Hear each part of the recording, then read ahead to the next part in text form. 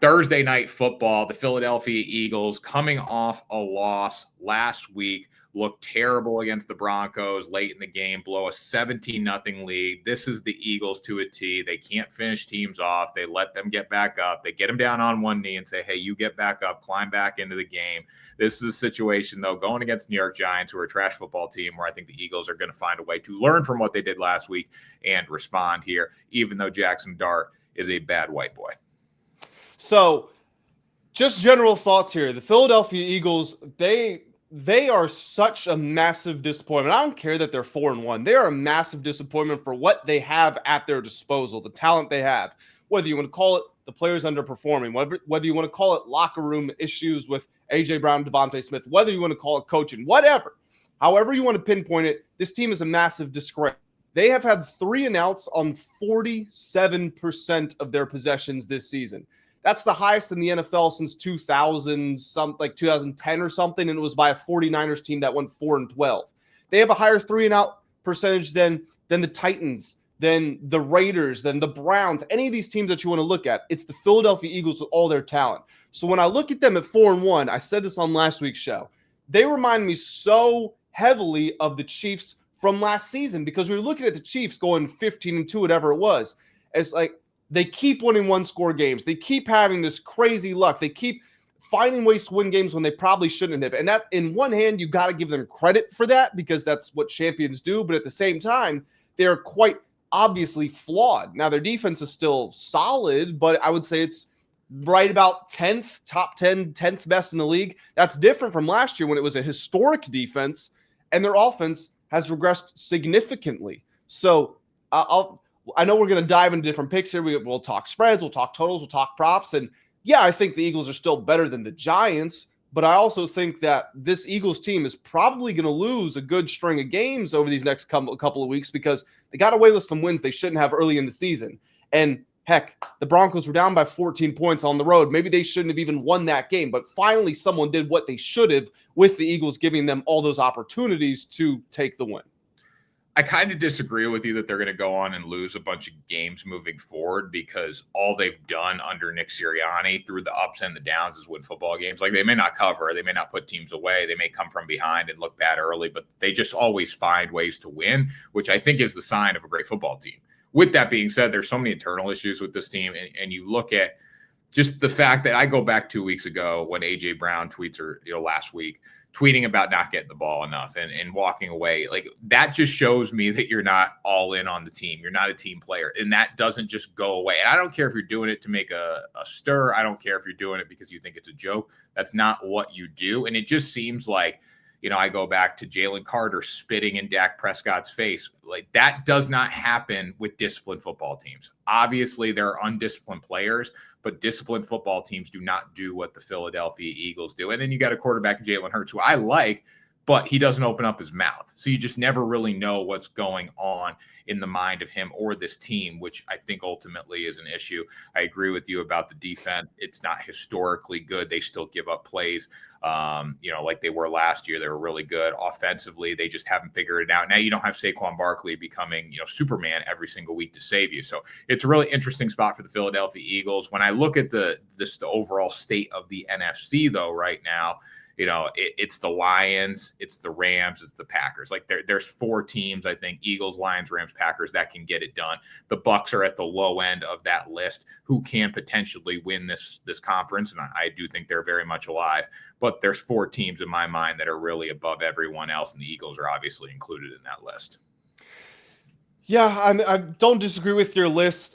We can talk. If the Vikings had a better quarterback, they would be in there, but they don't. If the Commanders had better secondary, they'd be in there, but they don't. I think the Buccaneers, I think you're right to include them. I think they're in that list. And the Eagles are there out of respect. They're there out of merit, and they're out of potential. But through this 4-1 start, they have not looked like a great team so far. So I'm willing to keep them in there because I saw what they can be, and I know what they can be, but they're not there right now. I don't want Eagles fans to hide behind the 4-1 record. The team's got problems. Yeah, and I don't think this is going to be like a historic collapse like we saw a couple seasons ago, where they start really good and then fall apart down the stretch. I think they've learned from what they've done last year, and they're going to find ways to continue to win football games.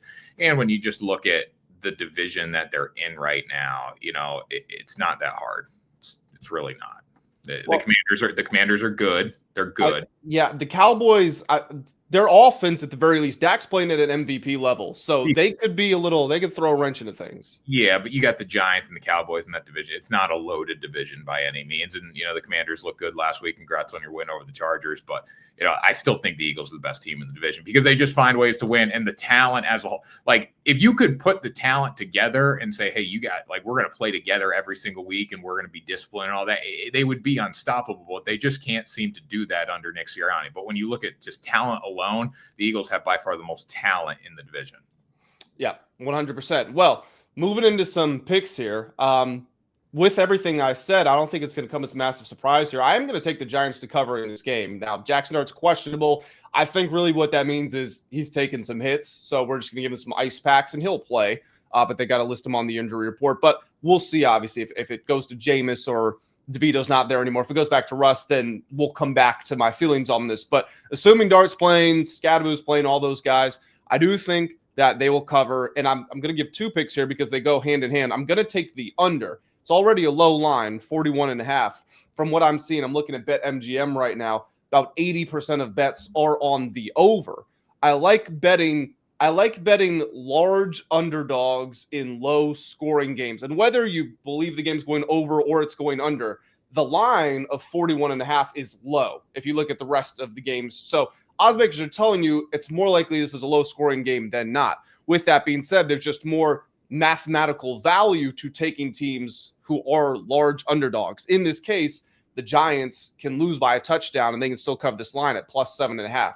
Jaxson Dart is going to be able to move the ball. Now, he gave away some turnovers to the Saints that he shouldn't have. One of them, the fumble, was hilarious where it just slipped right out of his hands. If that doesn't happen, that's a completely different game. If Scadaboo doesn't fumble and it's returned 80 yards for a touchdown, that's a completely different game.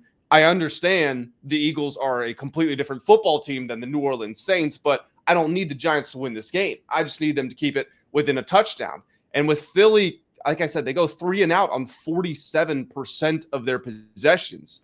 And with this new look Giants team at least being able to move the ball, can they score every time they get to the red zone, especially against the Eagles? Probably not. But can they move the ball? Yes. So I think they keep it close enough to cover the spread. I think they get blown off the field. I think in the second half, the Eagles are going to enforce their will. It might be close. You probably get a good line on the Eagles at halftime potentially. And I do like the under as well. 41.5 is always a number that I go under on. But when I just look at the Philadelphia Eagles as a whole right now, they are better than the New York Giants. And I think the worst thing for the Giants was what happened to the Eagles last week, blowing a 17-0 lead against the Denver Broncos. When you blow a 17-0 lead, you tend to respond. We talk about it on the show all the time. Teams that get embarrassed, which the Eagles did get embarrassed because obviously blowing a 17-0 lead is embarrassing. They come out and they play better the next week. Philadelphia is always the team. When you count them out, they tend to come back with a vengeance. And I think this is the spot for them to do that against a divisional opponent that they know they can beat up on. If you're going to get your run game going with Saquon Barkley, this would be the week to do it. If A.J. Brown's going to pop off, this is the week to do it. And I just don't think they make the same mistake twice. They may revert back to their old selves the next week, but at least this week they're going to go out and get it done by a lot. How do you feel about it being a short week on the road against a divisional opponent? Does that not change anything you said there? No, not against the New York Giants because they're not good. So if it was like the Commanders, the Cowboys, maybe, but you just think the Giants aren't good enough? Commander, Cowboys, yes. The Giants aren't good enough, especially with a rookie quarterback going against Vic Fangio. Like that's all you need to know. And again, rookie quarterbacks, like we see it with rookie quarterbacks. They come out on fire the first time. Like we saw that with the Jaguars, or not Jaguars, with the Chargers. He beats the Chargers. Then he has a rough week against the Saints on the road. Now he's back home. He's on a short week too, and you're going against a defense that's going to confuse you. So I will gladly take the Eagles. And I look at how the Eagles did play against the Tampa Bay Buccaneers. They played really well defensively. They gave up a lot of big plays through the air, but when it came time to buckle down in the red zone, they were fantastic. So I see that more of that coming this week against the Giants. Yeah, that would be my concern is the red zone scoring piece of it. Because like I said, I think the Giants will get it inside the 20. What they do with the ball from there, that could be the difference. If you kick 2 or 3 red zone field goals, well, you're probably not going to cover. But if you get at least 1, 2 of them to be touchdowns, then you probably will cover. So I think that's where the game, from a betting perspective, will be decided. Let's see pass scores with the Eagles and the Giants. So last season, 2024, the Eagles beat the Giants 28-3, and then they beat them 20-13. So there'd be one cover there. We'll go back to 2023 because why not here? Eagles beat the Giants 33-25. So that would be a cover. And then they lost 27-10, but that was a week 18 matchup where they didn't even have their starters playing. So yeah, Saquon was on the Giants in those games. Yeah. Well, not last year, but the 23 games. Yeah. Yeah. Well, so yeah, I mean, Eagles still own them. It's the bottom line. So getting into some player props here. So we don't have odds for it. So I obviously need to see what they are, but I would say I immediately, the first prop I searched for was Jaxson Dart's rushing yards, because I would be taking the over on him in this game if the line is reasonable enough. Again, I can't tell anybody to take because I don't know what the line is. Maybe it's too lofty, but that's just something that I would look at, because a lot of the reasons you said, Vic Fangio is going to do a good job confusing a young quarterback. They like to do this cover 4, cover 6 style defense, dropping guys back. They've got great speed in the middle of the field, obviously with Jihad Campbell and Zach Ballin, but Jaxson Dart has shown a willingness to run up the middle, to take some contact, and to get those extra yards. And I just don't know how comfortable he's going to be hanging back in the pocket and patting the ball when you've got a lockdown corner and Quinyon Mitchell, you got Cooper Jean, you got some playmakers back there. And again, they're dropping everybody back in coverage. So that's one line I would look at. And then keeping it with the rushing yards, I agree with you. If there's 1 week for Saquon to explode, it would be this week. The Giants are allowing 5.3 yards per carry. That is the 4th highest in the NFL. Their EPA, their success rate against the rush, very, very low in a bad way. Like, teams are taking advantage of them. With that being said, not enough people are talking about it. Saquon Barkley is legitimately in the conversation for the worst starting running back in the NFL this season. I know it sounds crazy.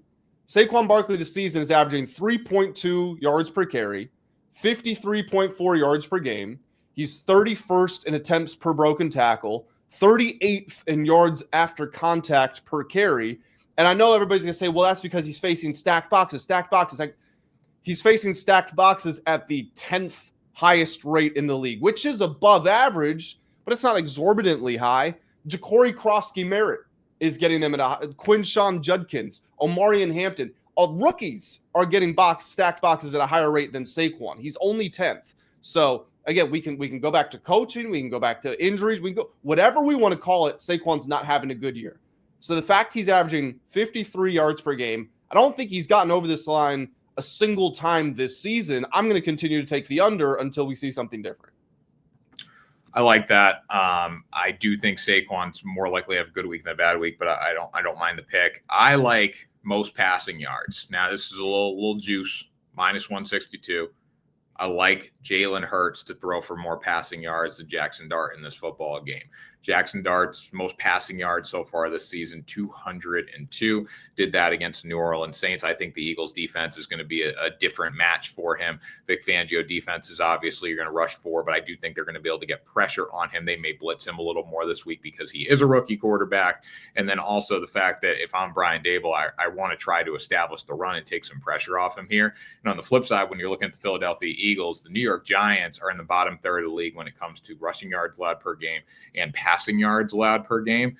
Again, I think you need to put the foot on the gas this week if you are the Philadelphia Eagles, knowing they haven't been able to run the ball great, which, again, I expect them to be a little better this week. But knowing you haven't been able to run the ball great, you still have DeVonta Smith, you have A.J. Brown. I think they're due for more big plays than the New York Giants. Also, the fact no Malik Nabers, obviously, for the Giants, so that's a shot against Jaxson Dart's chance to throw for more yards than Jalen Hurts in this game. So I think they come out, throw the ball. Jalen Hurts could end up around 220 yards. I still think he has the most passing yards in this game, even if the Giants are playing from behind. Yeah, I think that's the right call there. Dart had 202 last week, but he threw the ball 40 times. That's 5.1 yards per attempt. That's low. Also, it's against the Saints, and disrespectfully, the Saints are not the Eagles. So I think you called it spot on there. Jalen Hurts could get 200 yards. He could get 190, and he could have the most passing yards in this game. If Dart goes for 163 with 47 rushing yards, I feel like that would be pretty on brand, and that's not difficult for Jalen to beat. Yeah, and I also think A.J. Brown over 57.5 receiving yards. Again, Giants in that bottom third of the NFL when it comes to passing yards allowed per game. The front seven's really good. The secondary's been questionable. I think A.J. Brown has the big week. The last time I called A.J. Brown to have the big week on the pod, he had the big week. So let's do it again for A.J. Brown over 57.5. And that goes hand in hand with Jalen Hurts throwing for more passing yards than Jaxson Dart in this game. Yeah, and DeVonta Smith had the big week last week. There was the report from Diana Rossini that, no, it's not just A.J. Brown that's frustrated. DeVonta Smith is really frustrated too. And then DeVonta Smith comes out, has a monster game. Jalen tried to steal the Hail Mary away from him in the back of the end zone. And so maybe it's this week for Jalen to get fed.